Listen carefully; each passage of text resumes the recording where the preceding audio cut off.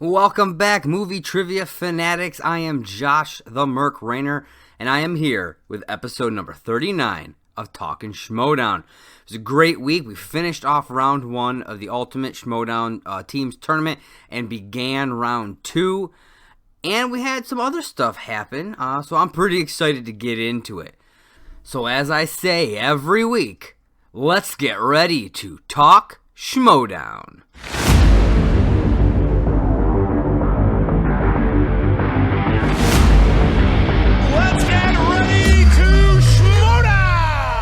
Alright everybody, welcome back again. Like I said, this is episode number 39 of Talkin Schmoedown, and I am your host, Josh the Merc Rainer, owner of Merc with the movie blog, and producer of all these great shows that you hear right here on this network.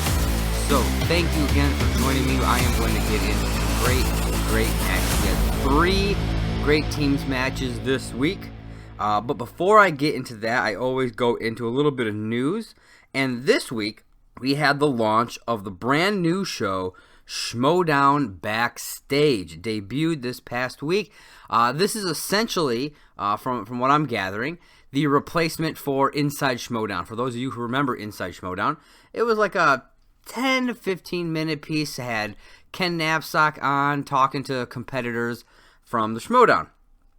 And a while back, it kind of just stopped. I'm not sure exactly what the reason was, why they decided to stop doing it. I don't know if it wasn't getting the views or whatever, but there were talks. I remember Christian had said that they were going to relaunch the show as an hour-long show with both Ken and Roxy on as hosts.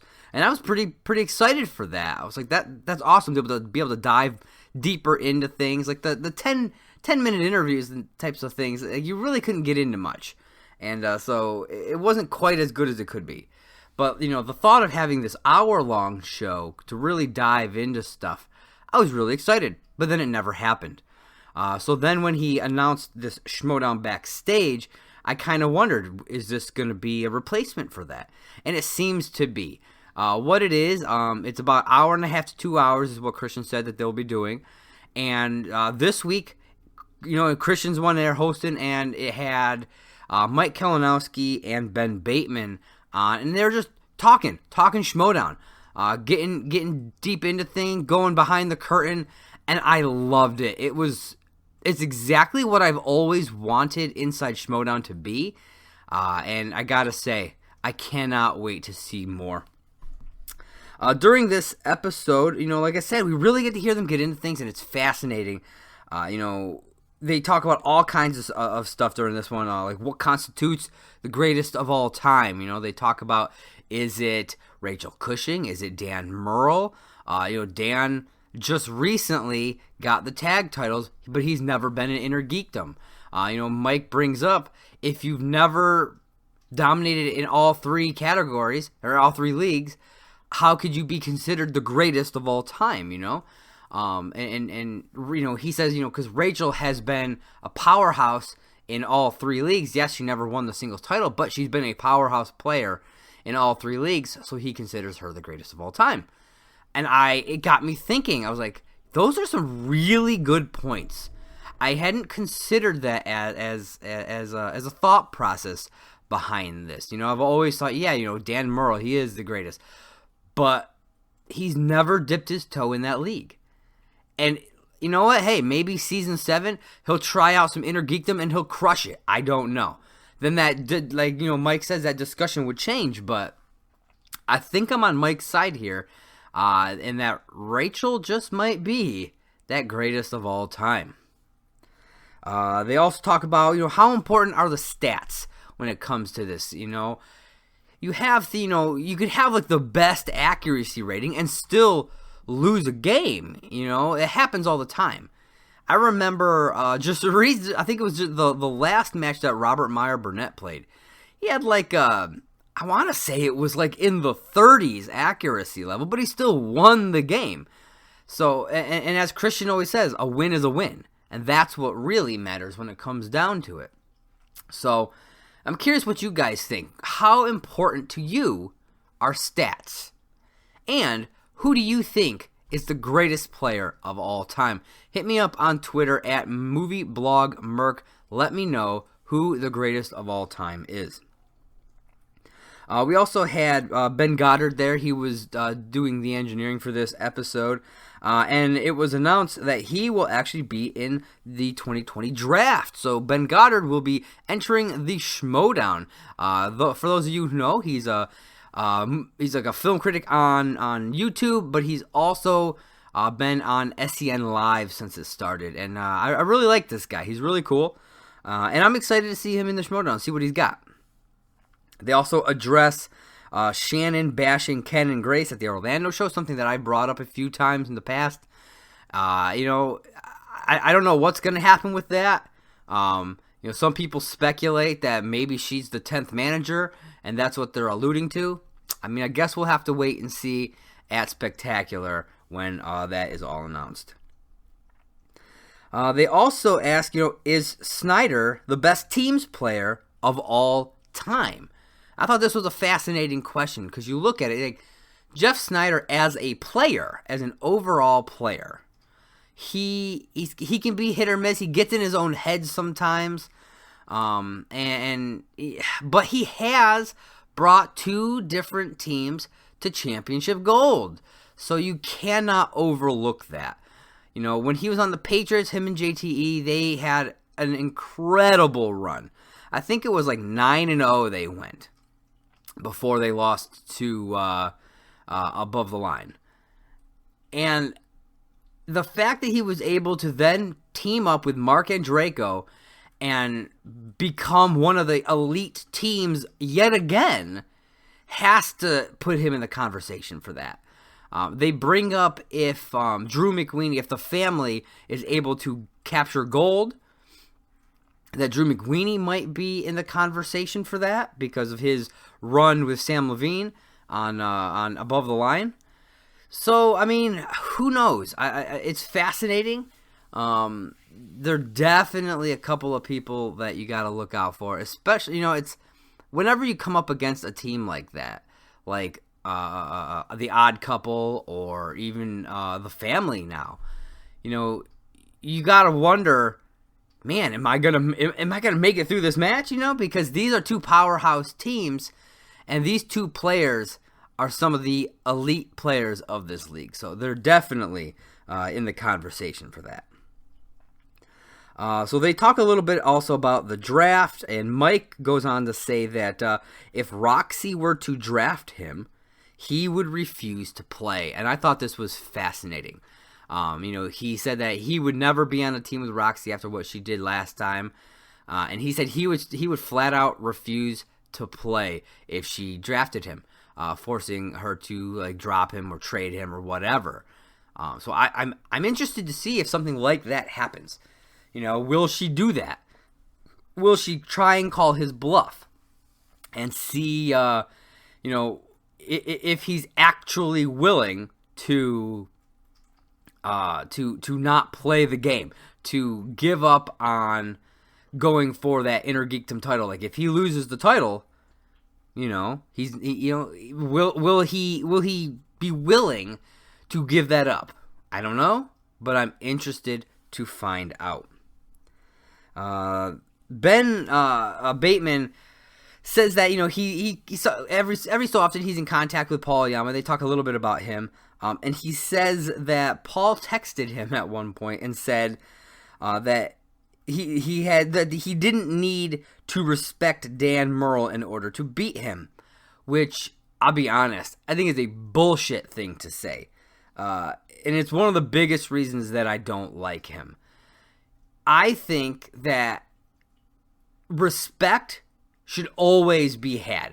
You don't need to disrespect somebody to beat them. If that's what you need to do, then you are not that good of a player. Yeah, you may have the title right now, but the fact that you need to do that you can't respect somebody and still play them, that shows a lot about you as a person and as a player, and it's one of the biggest reasons, like I said, that I am not a fan of Paul Oyama.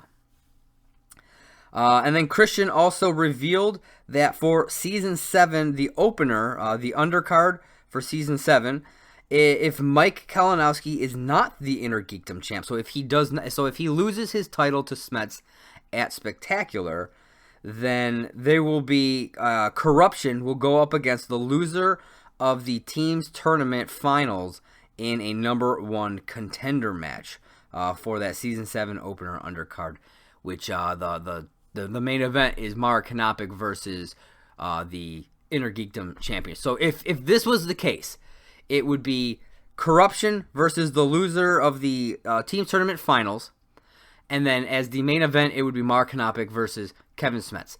If Mike Kalinowski retains his title, who knows what that undercard is going to be? It could be just about anything. So I'm interested to see, and since I'm rooting for Smets on this one, I think it's his time. Then I think we're going to see this Corruption versus the tournament loser number 1 contender match here. I think we're going to actually see that. And, hey, I'm interested. It's fascinating, and I love the way Christian's mind works when it comes to kind of mapping out these matches and then these seasons. He's got a great brain for it, and so I love seeing what he does next. And speaking of Christian Harloff, on a recent episode of SEN Live, Christian Harloff kind of called me out a little bit, and I addressed this on this past week's SEN After Live, but I'll just touch on it real quick here. As you guys who have listened to this show for the long term know, I have mentioned this many times. I was not a fan of the fact that they did a second Rocky exhibition match. The match itself is great. I have no problem with the match. It's the fact that it was booked in the first place. Because booking a second Rocky match in the same year takes away from other possible matches. You know, not everybody wants to watch a Rocky match. And sure, okay, Christian says that this was one of the best ones that they've done. Great. But like I said on SEN Afterlife, you didn't know that when you booked it. You just booked it, and you booked yourself in it, and I still think it's because you wanted to get in on it. And that's fine. Whatever. It's your league. You don't have to get upset about me saying that. You know, it's your league. You wanted to get in on it. You say it's because you're the only one who could beat him, but I mean, I don't know. I think that you think that you're the only one who could beat him, so you had to put yourself in it, and that's fine. But don't pretend like you didn't do a second Rocky match this year just for that. You could have made the Rocky match a yearly thing where, you know, someone wins it and then that winner has to take on a new competitor every year, and to see if they can hold on to that thing. And that would be fascinating. And I really think that's what you should do. But it's just the fact that you did 2 of them and that it just rubbed me the wrong way personally, because you could have fit something else cool in there. But, you know, it is what it is. I talked enough about it over on SEN After Live. You can listen to that as episode number 3. You can hear more about it over there. So we are going to hop into match number 1, which is the Loony Bin, which is Video Drew and her partner Tom, versus the Self-Righteous Brothers, Whitney Seibold and Mark Hoik. So we get an opening scene. Mark and Draco outside on the phone with Snyder, who wants him to pick up a doll, which, at first off, it's kind of weird. And then Mark says, "Ew, don't you have a..." and then kind of cuts himself off. So obviously, Jeff Snyder's talking about a sex doll here. And I mean, whether Snyder's actually on the phone or not, we're breaking a little bit of kayfabe here. Whether he's actually on the phone or not is a different story. But having Snyder call Mark and Draco to have him go pick up a sex doll, that's definitely it definitely seems like something that you'd see him do. Whether he would or not, it's just that's the vibe that the Schmoedown gives off for him, is that kind of almost like sleazy dude. And so it was really funny that that's the route that they went with it. I love Snyder, and he's a funny dude. He's real knowledgeable and everything. But yeah, and they bring up on SEN, and something that we talk about at SEN Live, it's like, would you sleep on Jeff Snyder's couch and stuff like that? And it's like, I don't think I would. Because that's kind of the personality that he gives off. Again, you can hear more about that on SEN Afterlife. So after Andreyko, hangs up his call, Emma comes up to him, and they talk a bit about the draft and the possibility of getting him back on the Fight Club. So, we're seeing a lot more of these draft attempts, people trying to recruit and steal people away from other managers. We're seeing a lot more of that. And I think I'd love to see Andreyko back with Emma. I mean, he's great with the Odd Couple. The Odd Couple is great with Roxy. She really is instrumental to pulling them together. But hey, if he's going somewhere else, I think Emma, I would love to see him go back. So then, speaking of Emma joins Mark Ellis on the desk for this match, and we get things started. Out first was the Loony Bin. They come out, they get seated, they're weird and whatnot, and it is. And then they cut to the outside. And I'm like, what is going on? Like, why would they be doing another cutscene? But that's not what it is. It's a weird entrance for the Self-Righteous Brothers. We have Whitney Seibold in a car telling some guy not to look in the trunk. But, of course, this guy does. And when he does, Mark Hoik is in there holding his little puzzle box. And he does something, uses his weird, crazy Mark Hoik magic, and makes this dude just disappear. And he says, hey, he told you not to look in the trunk. They then proceed to enter the studio. And man, I gotta say, Whitney's the only normal person here, and that's saying a lot. Whitney's kind of weird in his own right. But the other three, off the charts weirdness. So we get into round number 1.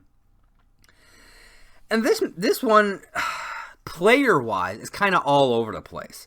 Teams-wise, it's really, they stay pretty much on key with one another throughout the whole thing. I mean, they end round 1 almost tied.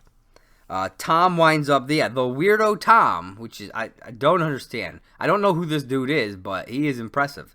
Winds up getting a perfect round and nails his bonus question. So they end round 1 12-13, but if you go back and look at the actual scores for the individuals, you've got, like I said, you've got Tom getting that perfect round, and then you've got Whitney over here with 7 points. You almost got that perfect round. And then you've got Video Drew with 4 points, and Mark Hoik with 5 points. So half of each team looking like they're doing great, and the other half not doing so well in round 1. I mean, like, Video Drew, I don't know. I had a lot of hopes for her, right? But with round 1s like this, you really got to step up your game. Stuff like this can really sink you. If it wasn't for Tom getting that perfect round and hitting that bonus question, I mean, you guys would be trailing quite a bit probably. But luckily for that, he was able to get you guys ahead at the end of this round. And in between rounds, a couple more Band-Aids appeared on Video Drew's face. She is a strange individual, I have to say. I honestly don't know what to say anymore about her. She is a strange individual. So we hop into round number 2, and the Loony Bin spins James Bond, and strangely enough, keeps. I did not think that this was going to be a thing. From the looks on Video Drew's face, I think it's something that it must be a strength of Tom, because they wind up getting 5 out of 6 questions right for 10 points. They do go to multiple choice on their very first question and miss it, allowing a 1-point steal. But then they nab 2 points on all the rest of the questions. So Tom must really know his stuff when it comes to Bond. I mean, I honestly thought they were going to tank this round. I thought it was a mistake for them to stick with James Bond. But, Tom proved us wrong again. I think that if at some point, I mean, with the draft coming, they may not be a team anymore, as if he's even in it. So there's a possibility that he could wind up on a singles run. And this dude's got talent. I really think that whoever he is, I don't know, but I think he could really do something special in the singles. So we move on to the Self-Righteous Brothers, and they spin 70s, and they do just a little bit better. They get all 6 of their questions for 11 points. They go to multiple choice once on the last question, and they take the lead 24-23 here. Still a super close game. What else can you say? These two teams have been kind of just going right back and forth. And this is something I was thinking. When you look at that first round, it seems like, maybe we should have Tom and Whitney teaming up. They could be badass together. They scored a total of 16 points together. But when you look at round 2, it's obvious to me, I think, that Tom was the one who controlled round 2 for the Loony Bin. But I think Mark Hoyk may have been the one for a bigger portion of round 2. I mean, maybe it was more equal. I don't know. But the first couple questions, Mark Hoyk was just popping off the answers. He wasn't even, consulting with Whitney. And then they started talking back and forth. But, I don't know. Maybe Mark just had a rough first round. And he, we haven't seen a whole lot because they only had one match as a team. I believe they did play together when they were part of Critically Acclaimed. There was that's when we first saw Mark. But it's hard to really get a grasp on a character like him, on a player like him after so few matches. So I'm interested to see more from him and from them as a team. Really, we'll see if they even stick together at all. Because they're not protected. So we'll see what happens when the draft. The whole draft is going to screw. It's just going to throw everything into upheaval. So I'm just like, I'd love to see more from this team. We may never see this team again. So I don't know what's going to happen, but I'm excited and extremely nervous for the draft. But no matter what, I know that Christian has a great plan for what's to come in Season 7. And this was a killer round for both teams. Honestly, all of the questions were answered, whether it be by that team or by a steal. We only had the one miss, and which resulted in a steal. So, again, solid. Only two times of going to multiple choice total between the 12 questions. That's a solid round for both of these teams. And then we head into round number 3, a fairly equally solid round for this. They both hit their 2-point question. Then the Loony Bin goes on, gets their 3, and unfortunately for the Self-Righteous Brothers, they miss their 3 and are forced to answer their 5 to stay in the game, which they do. And then it comes down to the Loony Bin. 5-point question. If they miss, then they are out of the tournament. If they win, or if they answer correctly, then they win the game and move on in the tournament. And lo and behold, the Loony Bin does it. They secure that 5 points and grab themselves a spot in round 2. They end this match 33-31. That is a hell of a match. Those are some high scores, and I am impressed by the Loony Bin here. I did have them taking out the Self-Righteous Brothers on my bracket, so I'm glad that they were able to pull it out. But, I was worried, because I'll be totally honest with you, when I picked them, I had forgotten who the Self-Righteous Brothers were. They had only had that one match, and so I was like, which team is this? I was like, I don't know. I like Video Drew. I'm going to go with her. So that's why I picked them. And, luckily for me, they managed to pull through.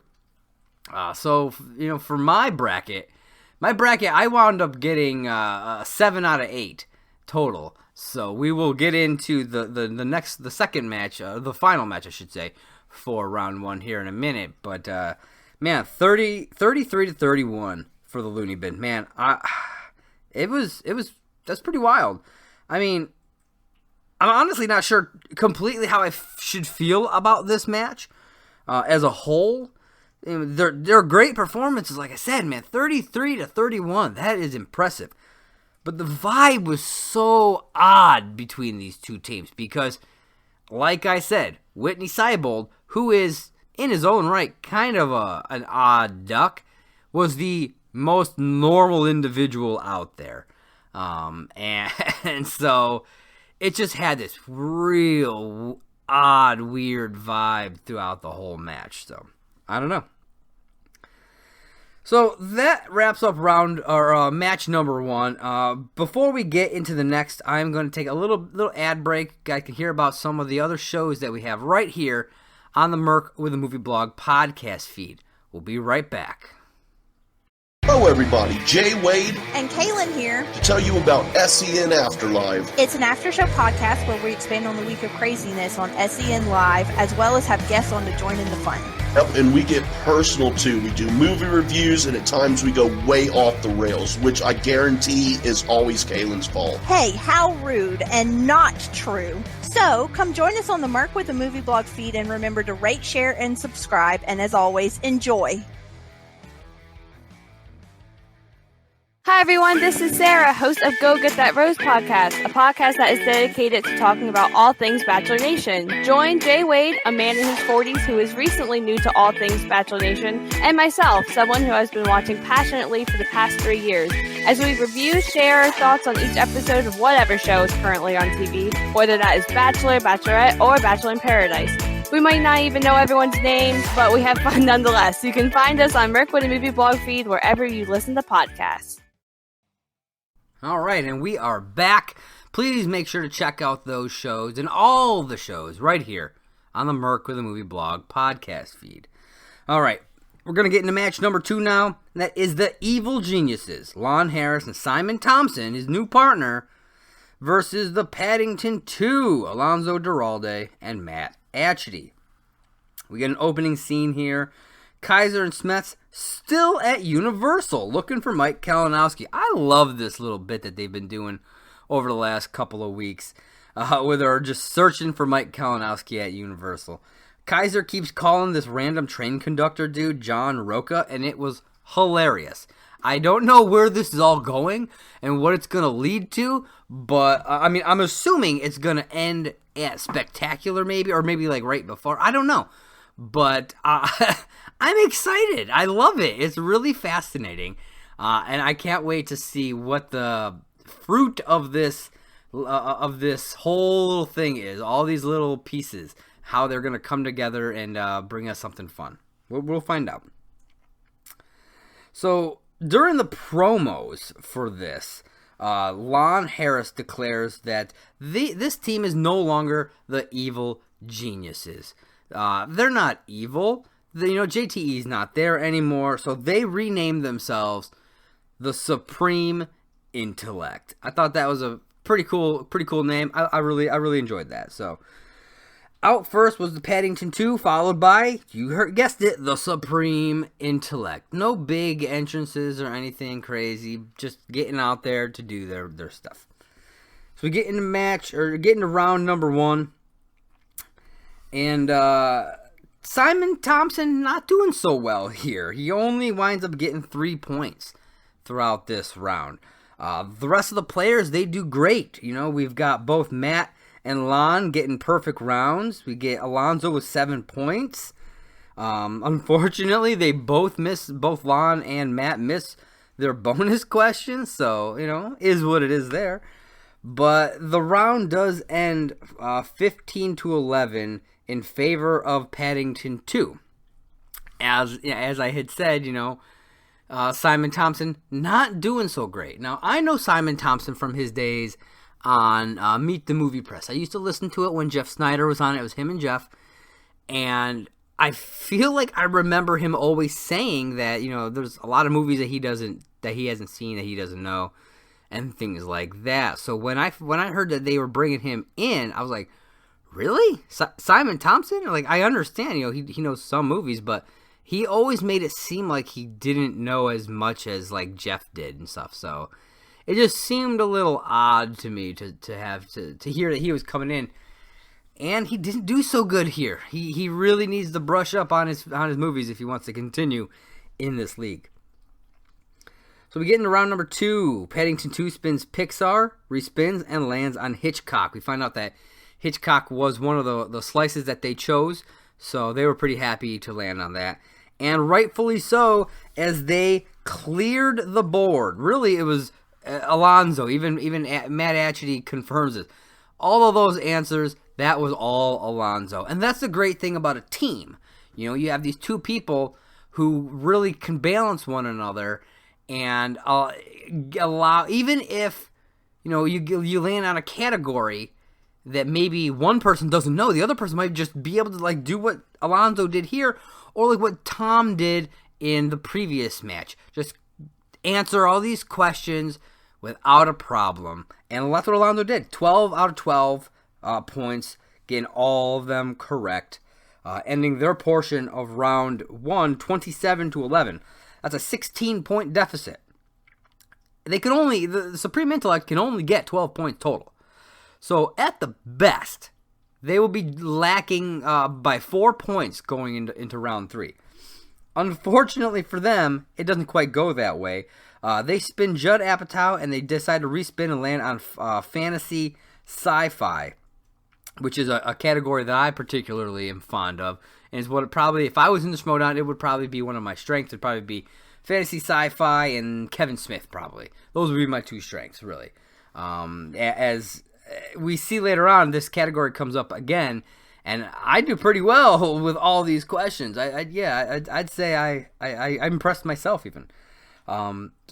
But, you know, Supreme Intellect, like I said, they needed to get all of them right at 2 points apiece to get to still be 4 points behind. Now, they do get all of them right. I will give them that. They did clear their board. However, they went to multiple choice 3 different times, making it only 9 points out of the possible 12 for this round, giving them a deficit of 7 points. It's 27-20 in favor of Paddington 2 coming out of round number 2. 7 points is rough. 4 points is possible. You could definitely come back from that, but 7 points, that is a rough one to come back from. And then we get into round number 3, and they do okay here. They miss their first question, and they get their 3 and 5, so they are up by a point. But the Paddington 2 is just a bit too strong, and they are able to get their first question right and win the game 29-28. That is right. The Paddington 2 wins 29-28, and they move on to round number 2 of the Ultimate Schmoedown Teams Tournament. During the post interviews, it did seem like Lon might be kind of giving up. I don't know what's going to happen here, but I guess we'll have to wait until season 7 to see what really is going to happen with Lon Harris. We did get an ending scene. Kaiser and Smets, again, still at Universal. They're at Harry Potter Land. Kaiser sends Smets into the castle and tells him to stay in there until he knows all the house ghosts. And I'm really, like I said, I'm loving these. These are really fun. And it's like, if you string them all together, it's going to be like a little story. And I kind of really dig that. I hope that once it's all said and done, somebody takes all these little pieces, puts them all together, slaps them up on YouTube so I can just watch it all back to back. I think it'll be interesting. So that's the end of round number 2. I mean, it wasn't super eventful. It was a good match, definitely. Especially that round 2, you know, all you just pounding out those answers, doing great jobs there. But it wasn't super eventful. And so, you know, not a whole lot to talk about there. No controversies, nothing like that. No weirdness, nothing going on like that. So before we get into match number 3, we're going to take one more ad break, let you know about some of the other shows on here on the Merc Movie Blog podcast feed. So enjoy. Hey everybody, Sean and Wade here to tell you about our new review show following each episode of Disney Plus's The Mandalorian. Dude, yes, Boba Fett! Not exactly, Wade. Set in the Star Wars universe, The Mandalorian takes place 5 years after Return of the Jedi and follows a Mandalorian bounty hunter beyond the reaches of the New Republic. Yeah, Boba Fett. Did you even watch Return of the Jedi? Never mind. Join us here every week on the Merc with the Movie blog feed. Thank God Kaylin will be here too. I don't think I can handle weight on my own.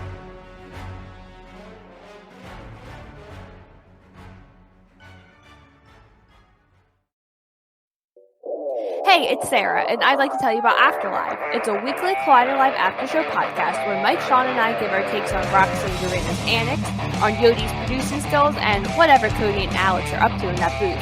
In addition to having guests, we expand on the crew's discussions and add our own craziness in the mix. You can find the show on Merc and Movie blog feed on all the podcasting platforms. See you soon. All right, welcome back, everybody.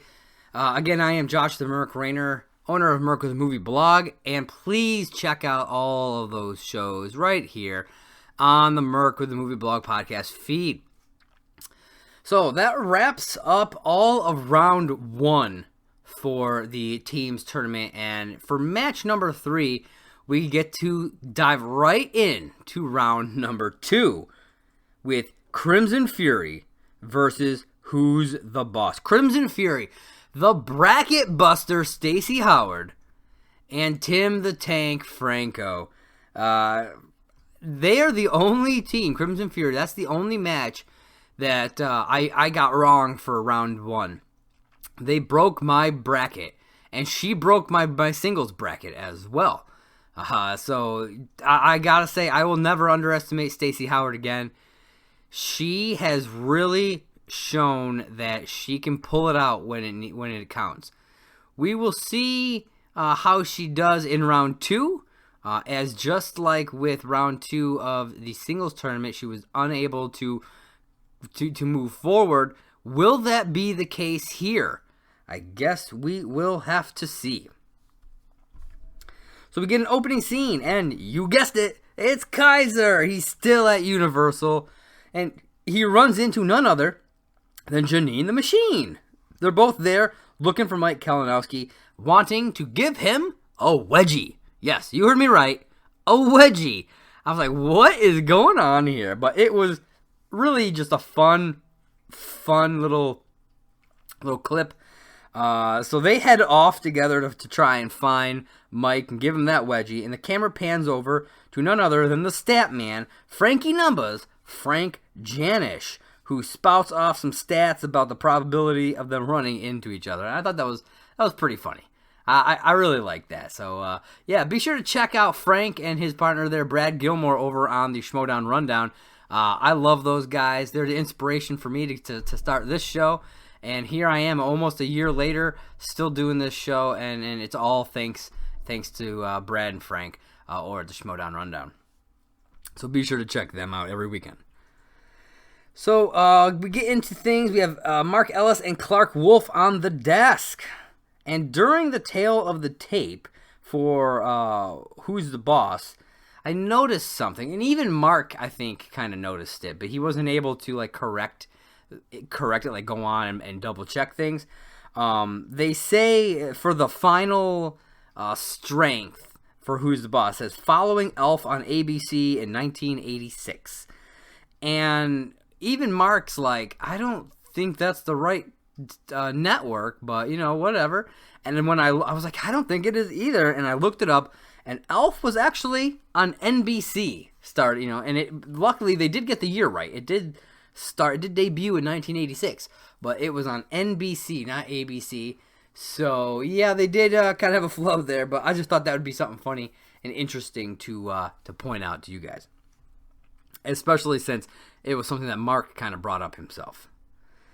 So out first, we have Crimson Fury with Ken and Grace, followed by Who's the Boss with their manager, Tom Dagnino. No big things going on here. We get right into stuff for round number 1. Real close game here. Both Stacy and Mark managing to get 6 points, with Ben getting 7 and Tim getting a perfect round. And he hits his bonus, putting Crimson Fury in the lead, 15-13 at the end of round 1. This was a solid round for both these teams. I was really impressed. Tim Franco, he needs to get a singles run going. He's got some talent, so I definitely think I'd like to see a bit more of him. And if Stacy can continue to be solid like that with him, I think that that Crimson Fury as a team, as a whole, can really go places. So we get into round number 2. Crimson Fury defers. Who's the Boss spins Robin Williams. And they decide to respin and land on fantasy sci-fi. Like I said before, it comes up again. Here it is. Fantasy sci-fi. And just like Paddington 2 did in their round, they cleared the board, destroying it, getting all 6 questions for all 12 points here. That is impressive. Who's the Boss is not a team to trifle with. They are fantastic. And you look at Ben Bateman's having a pretty damn good year. Mark Riley, I think, is really found himself in this team, and I'm really enjoying watching them kind of go. So then it's Crimson Fury. They spin 2000s, and then when they respin beforehand, real quick, I noticed something that during Who's the Boss's turn, they spun the wheel. One of the categories popped off the wheel. That happens. Sometimes you spin too hard, whatever. They're just little magnets, and they just popped off. So I noticed that during the first spin here, the little ticker on the wheel was like right up against the board, right up against the wheel. So it was like scraping on the categories, kind of moving them around and stuff, like pushing them here and there, slowing things down. I noticed that. And then when they did the respin, the wheel broke. That little ticker popped right off, and they flashed to a technical difficulty screen kind of thing, and then they came back and they had Stacy, who is now both a bracket buster and a wheel buster. They brought out a bucket for her with all the categories on pieces of paper for her to pick from, and she picked out scores and soundtracks. Now, the interesting thing about this whole scenario that took place, something that I wanted to bring up that I thought was kind of funny. Tom Dagnino came out because he said he did not want Stacy having the bucket right in front of her to just pick out, because she could easily kind of like look in it and possibly see a category. So, she agreed to have him hold the bucket so that she couldn't see, and she picked out her category. I think that was the right call. Absolutely. I totally understood. And this is what a great manager does. They look out for their team in ways like this. What he did right there, that was exactly what a manager should do. And I fully endorse this decision, and I'm glad that they all agreed and allowed it to happen.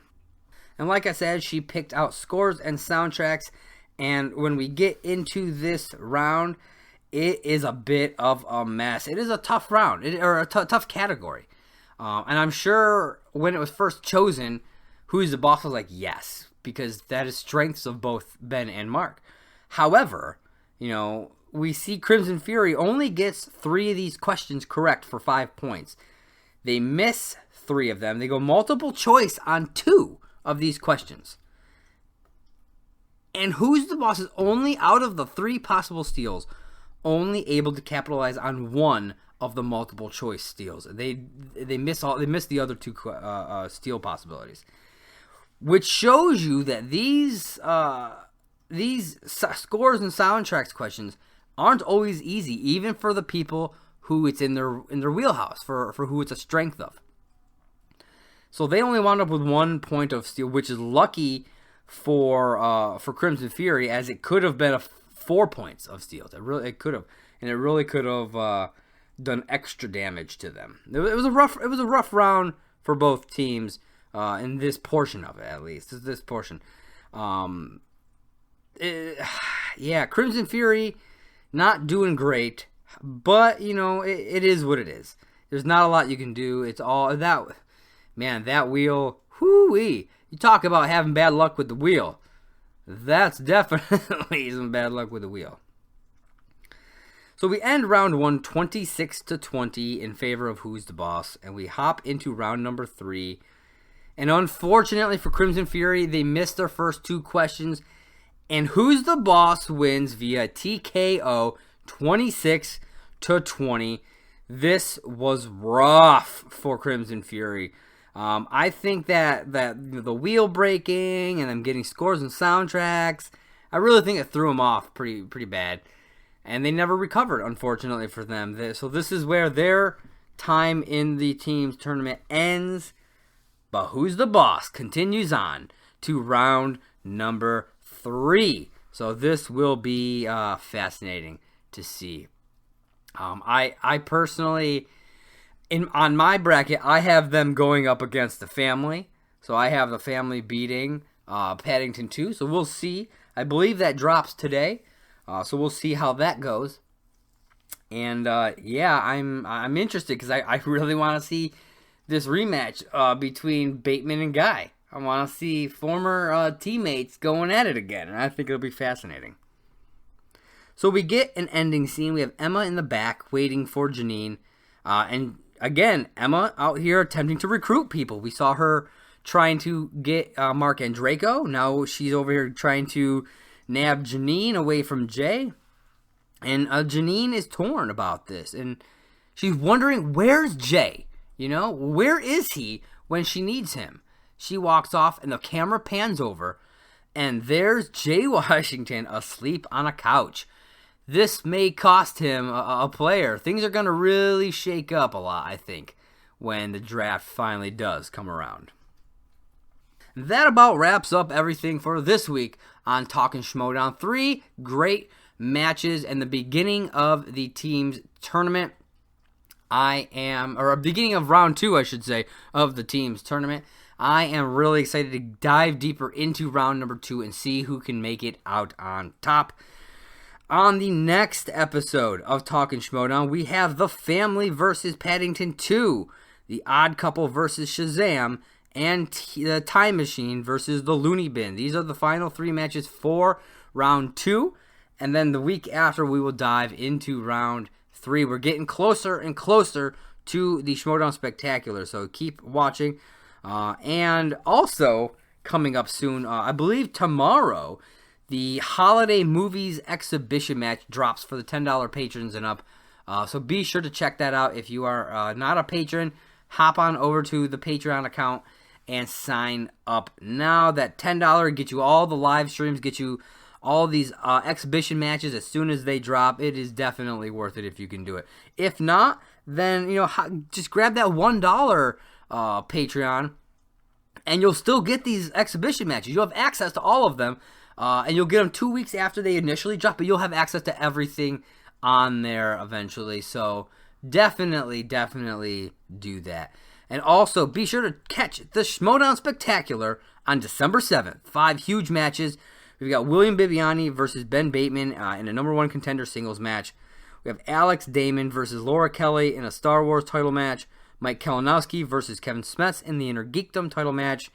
Founding Fathers versus the winner of the team's tournament in a team's title match, and Paul Oyama versus either Ben Bateman or William Bibiani in a singles title match. And we will also find out the 10th manager during this show. The crazy thing to me about this whole thing is that William Bibiani could be doing 3 matches during this. He's obviously facing off against Ben Bateman. If he beats Ben Bateman, he's going to face off against Paul Oyama. So that's 2. And if Shazam wins the team tournament, there's another one. That's going to be triple duty for William Bibiani if things play out right for him. And that's wild. I'm curious how he'll do it. I mean, he did do like 3.5 hours standing at the free-for-all, so he may be able to pull this one out too.